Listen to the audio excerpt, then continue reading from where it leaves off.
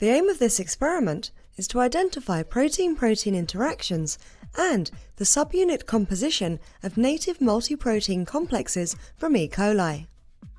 This is achieved by amplifying the sequence-specific linear PCR products encoding the SPA tag and a selectable marker, which are integrated and expressed in frame as carboxy-terminal fusions in a DY330 background using bacteriophage lambda recombination system.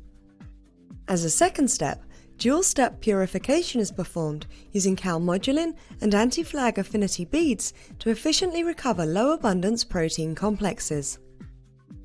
Next, the bound proteins eluted with calmodulin elution buffer, or CEB, are digested with trypsin and processed with mass spectrometry for protein identification.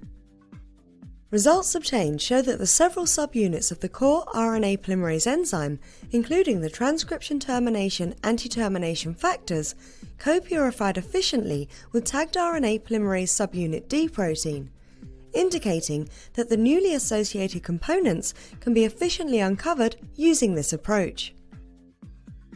Generally, individuals new to this method may struggle with two-round affinity purifications where careful processing of the cell lysates with appropriate buffer solutions is absolutely necessary to ensure success in efficient recovery of low and high abundance protein complexes from large-scale cultures.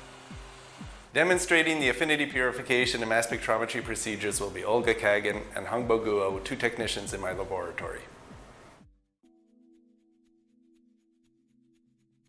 This protocol begins with the targeting of specific amplified sequences to the DY330 strain, in which the lambda red recombination machinery